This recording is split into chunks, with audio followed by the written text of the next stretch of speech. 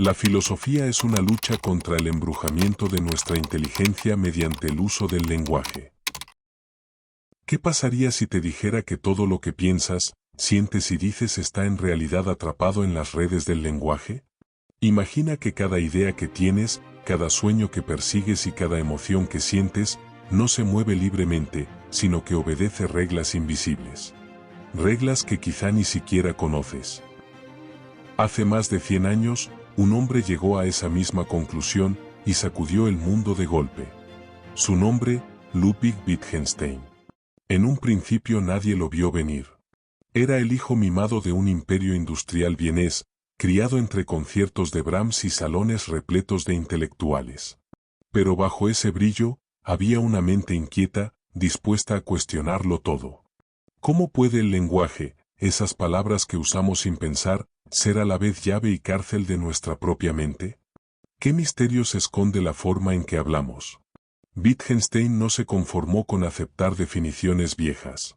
Se preguntó, ¿qué pasaría si los problemas de la filosofía no fueran problemas del mundo, sino errores en nuestro uso del lenguaje? Y, con esa chispa, escribió un libro que cambió para siempre la forma de pensar, el Tractatus Logico-Philosophicus.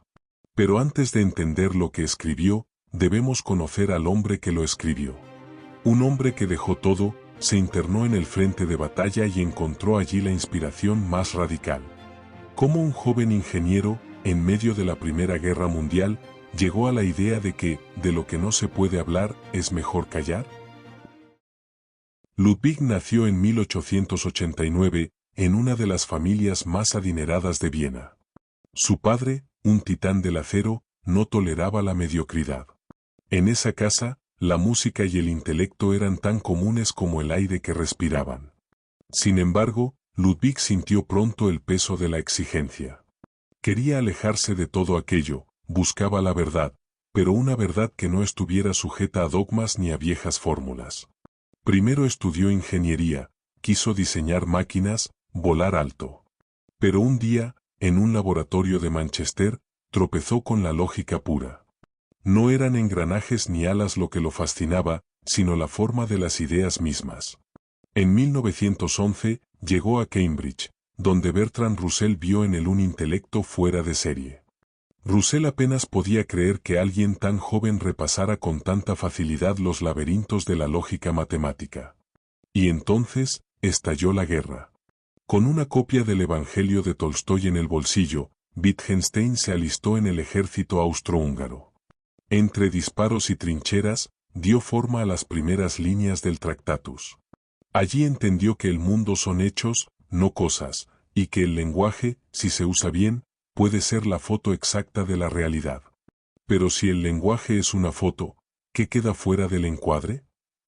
Esa pregunta lo perseguirá el resto de su vida.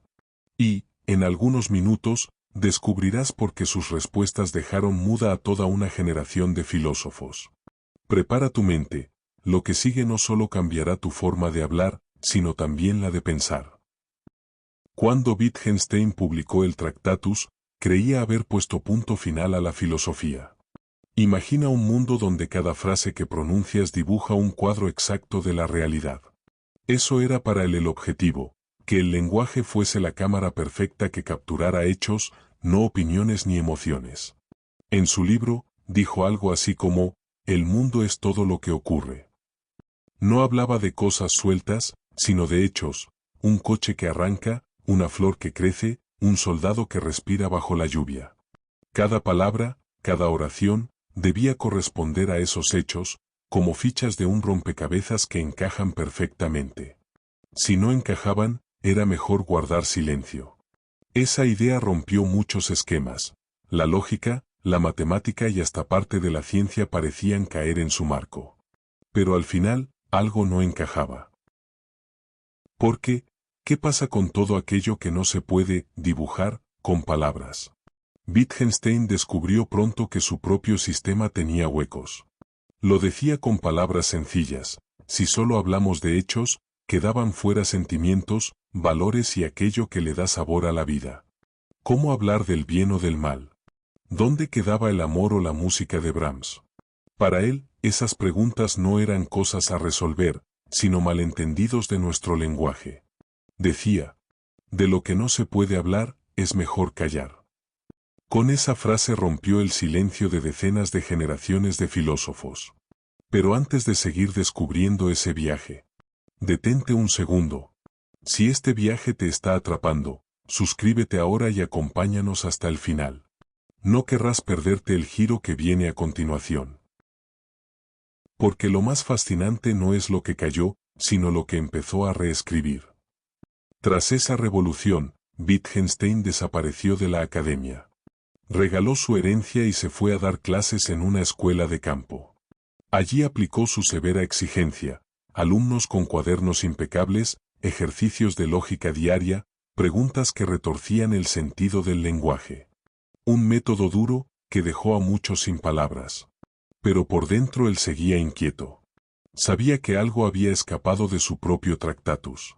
Cocinaba ideas nuevas en el silencio de la montaña, cuestionando incluso sus axiomas más firmes.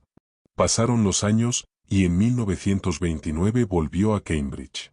No lo hizo con títulos, sino con dudas. Su antigua estructura rígida crujía bajo sus manos y pedía un rehacer completo. ¿Cómo pasó de esa lógica inflexible a algo más fluido, capaz de abrazar el caos de la vida real? Nació entonces la segunda gran obra, Investigaciones filosóficas. Aquí Wittgenstein dejó atrás el espejo lógico y se metió de lleno en el uso del lenguaje. Comparó el habla con juegos, cada contexto tiene sus propias reglas, como un juego de cartas distinto al ajedrez. Hacer una promesa, contar un chiste o describir un paisaje, todo es un juego con normas ocultas que aprendemos sin darnos cuenta. Y si alguien cree que puede inventar un lenguaje solo para sí mismo, Wittgenstein respondió: un lenguaje privado es una ilusión, solo existen reglas compartidas. Con eso, señaló que incluso nuestros pensamientos más íntimos dependen del mundo que compartimos. Gracias a ese cambio, comprendemos que el poder de las palabras va más allá de describir el mundo, lo construye. Ahora sabes que el lenguaje no es un simple instrumento para contar historias, es el marco mismo de tu mundo. Cada vez que hablas, estás jugando un juego de lenguaje, con reglas que aprendiste sin darte cuenta. Wittgenstein nos enseñó que esas reglas pueden liberar o encerrar nuestra mente. Cuando juegas según las normas, comunicas con claridad, pero si intentas romperlas a ciegas, te pierdes en malentendidos. Piensa en tus propias palabras. Cuando dices te quiero, ¿qué imágenes se forman en tu cabeza? Al explicar un problema en el trabajo, ¿cómo eliges las frases para que te entiendan? Al contar una anécdota divertida, ¿qué giros del lenguaje usas para arrastrar las risas? Cada ejemplo es un juego distinto. Y tú puedes convertirte en el maestro de esos juegos, si aprendes a ver las reglas que los gobiernan. Wittgenstein cerró su obra diciendo que los filósofos no deben resolver misterios, sino mostrar cómo nacen los enredos. Y ahora te toca a ti. ¿Qué enredos de lenguaje quieres desarmar en tu vida? Porque entender esas reglas no es un lujo de académicos, es la llave para pensar con libertad y comunicar con poder. Has recorrido el viaje desde el Tractatus, con su cámara lógica, hasta las investigaciones filosóficas y sus juegos de lenguaje. Ahora, la gran pregunta: ¿cómo vas a usar este conocimiento? Reflexiona sobre tus palabras diarias, identifica un juego de lenguaje que siempre te frustre. Ponlo en práctica, cambia tu forma de explicar esa idea y observa la reacción. Comparte tu experiencia, deja un comentario abajo y cuéntanos qué reglas descubriste. Si este vídeo te abrió la puerta a un nuevo mundo de ideas, suscríbete ahora y únete a nuestra comunidad.